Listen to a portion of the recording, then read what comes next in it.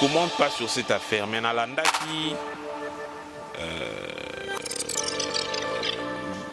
inspecteur général Jules Alingeti, quand on lui a posé Makamba Bukang Alonso, la façon dont Nalanda qui exposé Naé, et j'ai vu comment est-ce que Batuba Sakani Nambongo na affaire wana. Je crois que l'histoire écoute à l'impunité. C'est un mauvais exemple pour le pays. Je ne dis pas que M. Matata est coupable ou non coupable, mais je dis tout simplement que il doit être jugé. Avocat va présenter des éléments, procureur pas présenter des éléments. Balance la justice, c'est ça l'élément.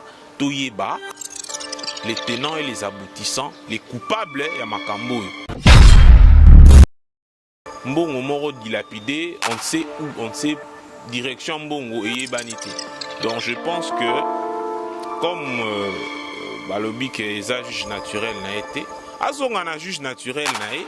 En tout cas, moi je suis impatient comme tous les Congolais. Stopper Ramtako Saoté, Congolais surtout Misu na Makambo. Parce que tout le monde na France, Nicolas Sarkozy, Kangami, autorité minene Kangama. Jacob Zuma en Afrique du Sud. Même s'ils ont voulu jouer la carte tribale, Bandegone, Zulu, marché, Bouki, mais Kangami quand même. C'est ça l'état des droits. On ne peut pas avoir peur, on ne peut plus avoir peur dans ces pays de toucher quelqu'un parce que communauté nae, tribale, éco-silica. Ça c'est reculé, ça c'est reculé. Lobby na mona publication na Matata pour réagir à ça pour féliciter justice congolaise. Mais par rapport à votre procès, tout le monde est pas venu bagano, ba justice elle est instrumentalisée, ça m'a quand même na quatre komona à ça pour féliciter justice. Au Kolbani par rapport à publication de Matata pour. La justice ne dépend pas des états d'âme ou bien des émotions des gens. La justice est là pour mettre la lumière là où il y avait l'obscurité. La justice est là pour rétablir les droits des citoyens et des citoyennes dans un pays.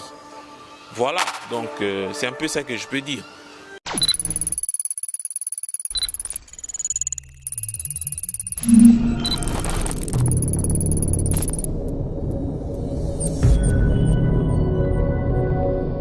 Merci na banono surtout mesana kotala émission ya ndeko ya Nix Topira o epesa kabeno ba info elo belaka nyo surtout za koleka na Congo elo belaka tima mu surtout za libanda mboka nde awa tobeta ka vérité to lobaka tout sauf rien lelo nazana esengo ya koyambela bino analyste ya politique mwana mboka Christian to kosola na masolo ebele ya kobeta zali awa o to kosola d'abord actualité li procès ya Matata Ponyo to kozonga soki na makambo itali to zo ka ba circulation mo za ko circuler na ba réseaux sociaux ba rumeur to ba rumeur mais à vérifier que d'ici 48 heures, justice pour répondre au dossier à Mwana Mboka Vital Kamerhe. Yango toko sola masolo et belé vont la connecter. Kaka masolo Italie Congo tozana ndeko Christian na micro na biso déjà mbote Mwana Mboka. Mbote ndeko nanga ya Nix Topira. Nazane sengo makasi komona yo. Hein? Mais nazape na besoin de préciser que c'est Christian Mayombe. Christian Mayombe. Oui, oui. Bah, Christian Bazé Belé. Donc, moi, c'est monsieur Christian Mayombe. Voilà, votre analyste serviteur. Je suis un analyste politique. Je suis économiste de formation. Voilà quoi. Nazape Moutoumon, je réfléchis. Je suis un penseur dans le poteau pour la société. Okay. Voilà. Mais Christian, tu es solo, tu es économiste de formation, mais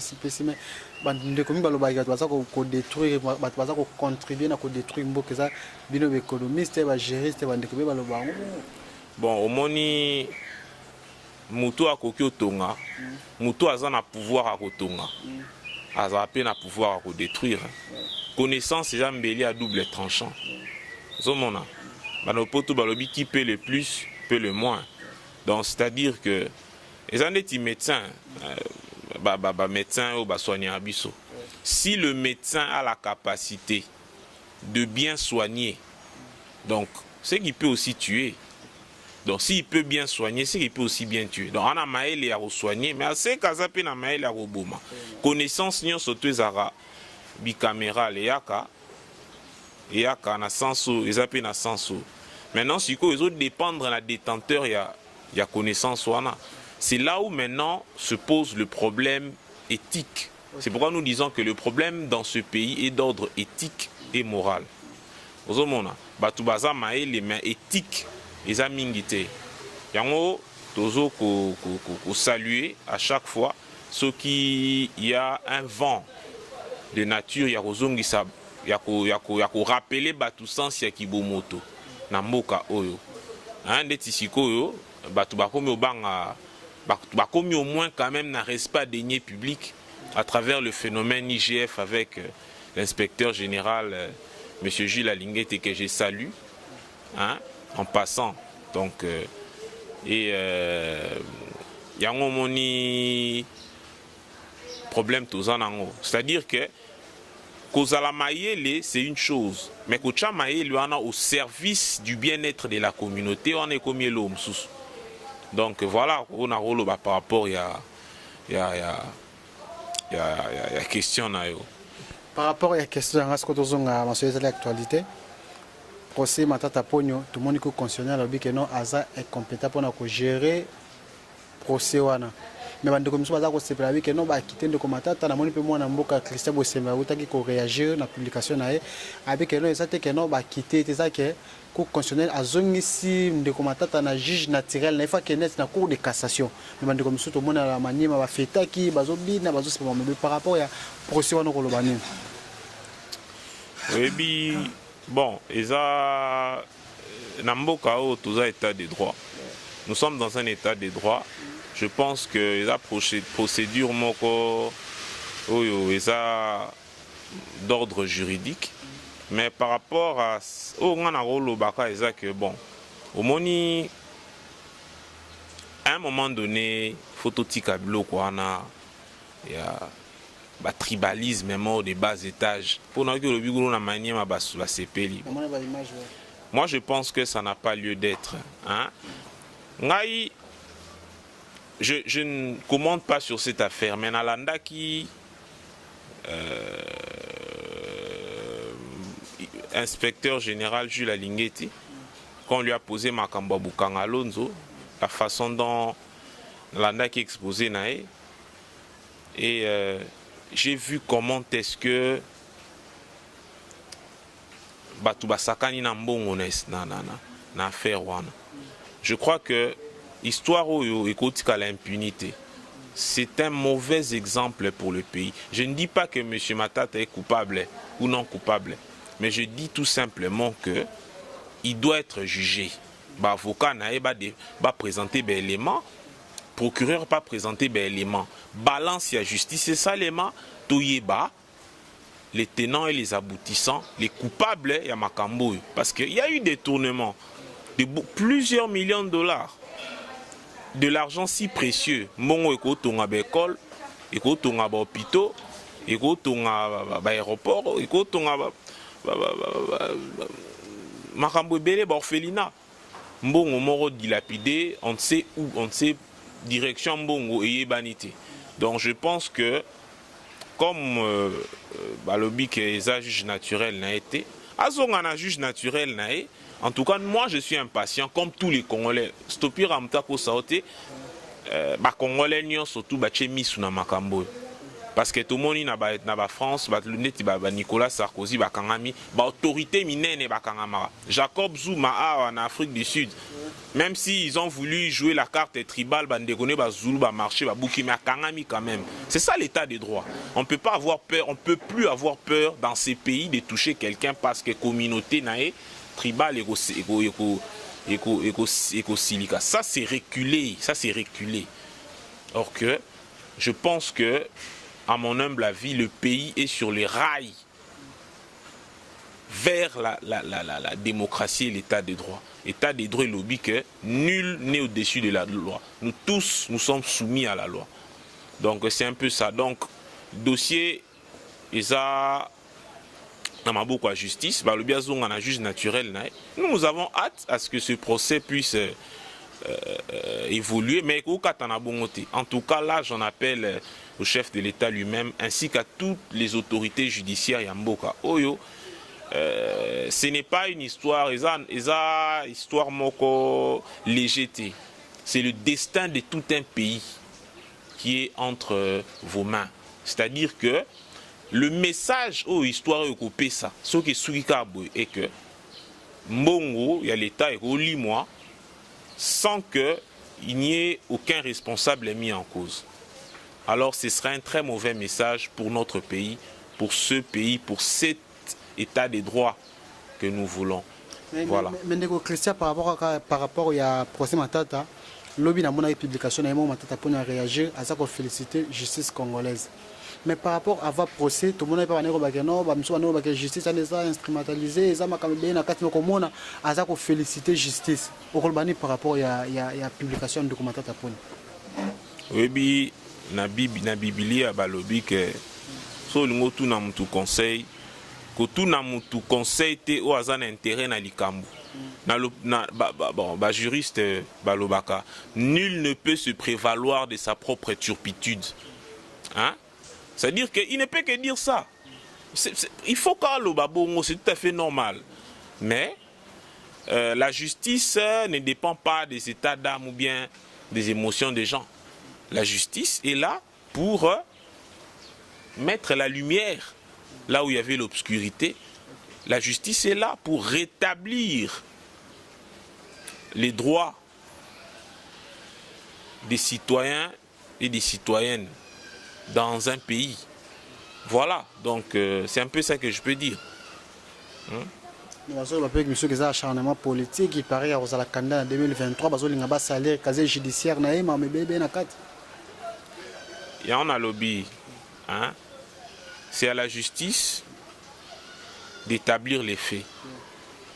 Ils ne peuvent que dire ainsi. Mais ce qui est certain est que ceux qui ont posé aux questions, permettre, même si vous avez journalistes, ceux qui ont lobby, ceux qui ont par exemple, bon limo oui ou non. Est-ce que bon limo est ou bon limo est? C'est une preuve, nous avons démontré que non, bon limo est pas ce bon limo qui va preuve ça justice, quand même si la justice, bah mon avis, ils ont moins tâtonné. Tu Mbongo et Limoé, il y a eu mes gestions claires des deniers publics. Maintenant, le problème est que il faut établir les liens de causalité. Faut établir clairement Nanyaza coupable. C'est ça le problème. On est à ce niveau-là. Il y a un Monique Yé Matata Pogno. Il devait être jugé, mais Balobi a qu'il dépend d'un juge naturel.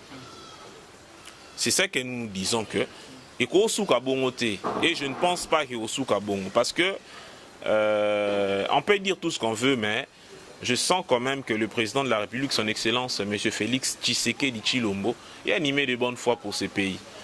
Donc, impulsion na niveau justice ou à bandi wana, il ne peut pas se laisser intimider par qui que ce soit. Ozomona balobi ke azonga et pas un juge naturel ne tozo zela. En tout cas, je n'ai pas de commentaires à faire, des commentaires, d'autres commentaires. Likamboza la justice, tozo la justice à établir fait. C'est aussi simple que ça. Mais par rapport au PK qu'il y a procès Matata Pogno, les lots tout le monde m'a ramené aux Kende. Mais Matata Pogno peut sentir naïf, parce que soit le bon que non. Les lots bazou kaba salaire mais ba premier ministre comment pour Matata Pogno ba yo tout truc comme on a été que ba sali ba tiki ba trace net Matata tiki immeuble intelligent tiki Transco tiki Congo Airways tiki bilo ke belé par rapport ya koleka nae. Ah. Omoni tout ça là yango to loba ngai na na commentaire ça là. Les analystes politiques pour Matata Pogno toujours combien de premiers ministres na Simane. Oui, mais au Béti Solo, il y a immeuble intelligent. Mais combien est-ce que ça a coûté? Sur aujourd'hui, immeuble on a Crown Tower, on a ceux qui payent Crown Tower, na yango immeuble intelligent. Tout comparé non bas prix. Hein? Donc moi je pense que Nengo Lobili Kamboza na justice. Par rapport à bilan nae, moi personnellement je pense que c'était pas un bilan fameux, hein? Ça c'est mon point de vue, hein? Il n'a pas eu un très bon bilan. Il a travaillé du mieux qu'il a pu, mais il n'a pas eu un très bon bilan par rapport aux attentes de la population. Attente à la population eza nini eza rétablissement ya social nabango. Hein, le peuple doit vivre bien dans des bonnes conditions. Maï, courant, hein, soins de santé. Alors sur ce point-là, aucun gouvernant ne peut dire qu'il a réussi dans ce pays. Donc c'est un peu ça, quoi. Dossier par rapport à chance ni ça peut interpeller l'autorité politique par rapport à la procès des Okene. Après commenter acharnement na Simawana. Bon, ngai conseil na opesa à acteur politique. C'est ça que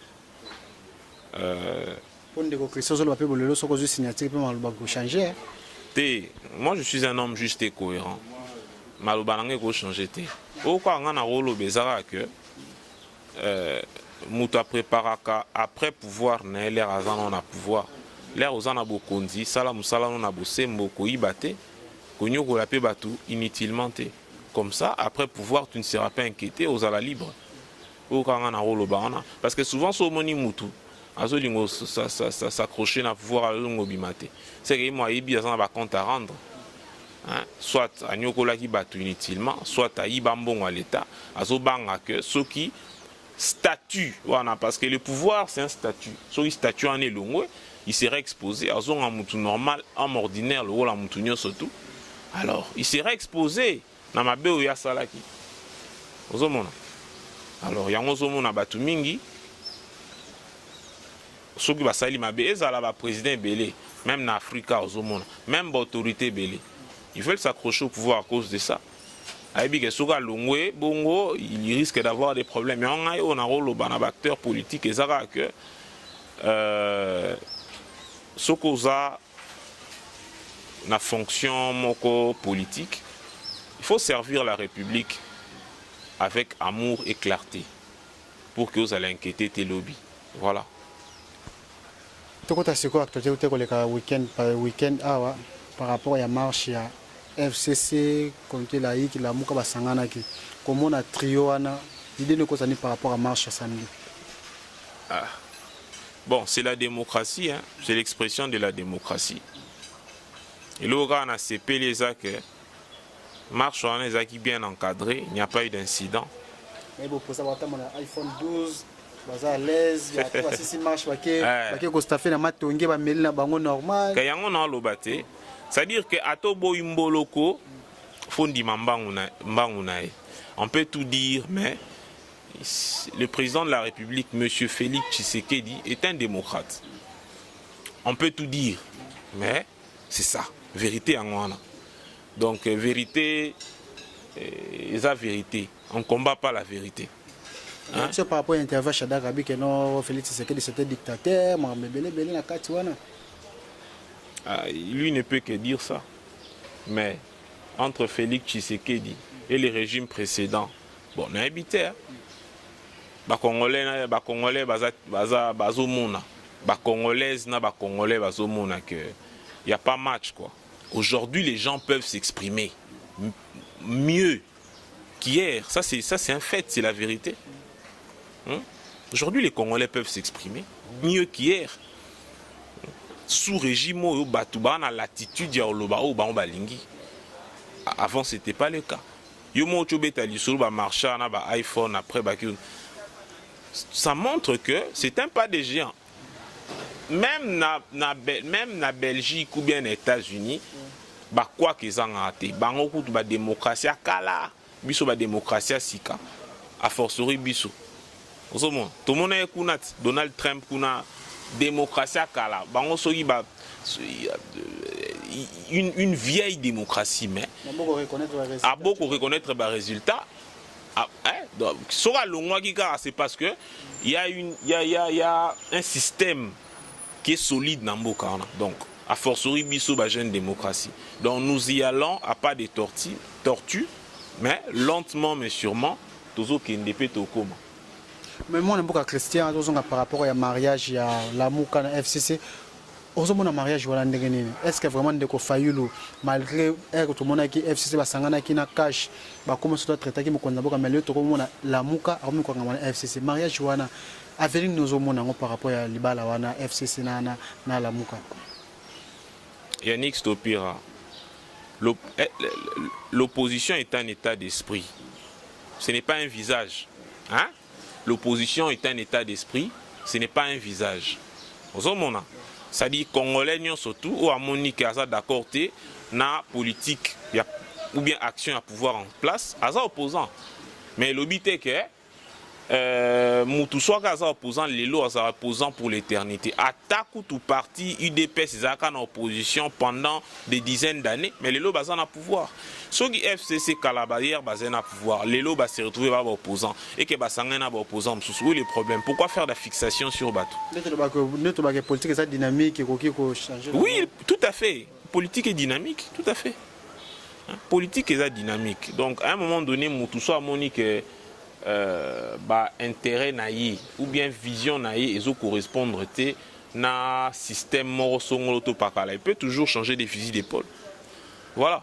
Ndeko Christian Tokomo Kedea na soka entretien na biso tozong affaire il y a 30 millions de dollars au mwana mboka au na bata mwana mboka za mwana mboka te ndeko azali président ya Rwanda Paul Kagame asengi po batonga banda ko aider bato makamolika kina nikango komone eloko bongo koloba est-ce que vraiment République démocratique du Congo, ça peut être souverain qu'on est bloqué à Bongo. Oui, mais je te dirais tout de suite que c'est une honte pour notre pays. Hein? La main qui donne est toujours au-dessus. Nos ressources ni Rwanda. Si ce n'est l'organisation et le sérieux, Rwanda a ressources mortées. Hein? C'est ça que nous disons que il faut travailler. La ressource par excellence, elle est humaine. La ressource humaine. Hein? Investir d'abord dans l'homme. Voilà, il faut investir dans l'homme. Parce que on peut bien construire des ponts, on peut bien construire, investir dans tout ce que vous voulez. Mais ce qui Moutou, Azali, na capacité, il y a qu'à comprendre il va toujours détruire. Vous allez comprendre. Donc en bref, c'est une honte pour la République. Et je pense que Biloko Yo, il faut y révolter les Congolais. Les Congolais doivent arrêter de tendre la main. Les Congolais doivent maintenant prendre les choses en main pour construire ce pays. Ce pays mérite mieux. Ce pays mérite d'être aimé. On a un beau pays. Tolingambo Kanabiso. Tolingambo Kanabiso. Hein? Et nul ne peut être plus heureux que chez soi-même. Parce que nous ne voilons pas la face. Hein? Le président de la République a deux défis majeurs. Premier défi, ESA social. Deuxième défi, la guerre à Est, donc pour combattre l'insécurité, ils en à Est. Avant ça, prérequis nous faire tomber la coalition, la FCC cash, et sans crépitement de balles, sans obus, avec malice et stratégie politique, le président de la République a su faire tomber ces gens-là. Les loyaux, je suis convaincu, et vous pouvez garder cette vidéo, que le président de la République sera capable de mettre un terme à ces conflits où ils en ont Est. Moi, je suis convaincu que cet homme a les ressources nécessaires pour y arriver. Je crois aussi en ce peuple qui a tant souffert et qui est capable de se surpasser pour mettre fin à cette guerre qui a tant meurtri la République. Donc moi j'ai confiance au peuple congolais, en dépit à Tababi Congolais Zazoba, j'ai confiance dans le peuple. Et j'ai confiance en mon président, M. Félix Tshisekedi. Je sais que il fera, à la Pongité, il y aura une issue favorable dans Makambo Oyo, la guerre aux Est. Voilà. En tout cas, merci beaucoup, mon amour Christian. Tu as évité ce que vous avez par rapport à l'entretien de l'autre, comme il y a un souk au Kolobanini pour bakongomani surtout baza kotala biso libanda na ba province partout na ville province ya Kinshasa. Bon, on a rolo ba ezara que congolais ozana mboka msute pe mupaya ko ya olinga mboka note koleka yo moko. Congolais, il faut alinga mboka et puis il faut alinga congolais. Batunyo surtout bazoya ba libanais tout ça qu'on sort. tous en a besoin de bango, mais il faut to linga bango, to lingana nous biso moko avant to linga bapaya. Je crois que message au ngai na koki ko pesa ngwana donc ce pays nous devons l'aimer. Problème mais en mboko c'est que to lingi mboka te. C'est ça notre problème. Nous devons aimer ce pays. Ce pays mérite d'être aimé. Voilà. En tout cas, merci beaucoup. Ezala qui le basuka ya mwana mboka Christian poto clôturer entretien to kozonga le soko zoyel masoleka ko betebele. Merci na bandeko basala ka confiance na biso na pasteur Jean-Baptiste na Finlande. Merci à Pamela Moussassa na Londres. Merci à Tantine Nathalie Mundeke pe na Iran nazotala biso Tantine Mado Mundeke ba nikono surtout botala ka biso bo s'abonner toujours na chaîne. Merci à Messi, merci à Mustafa Malembe na Tikibino na numéro Mousseza Koya. Ciao.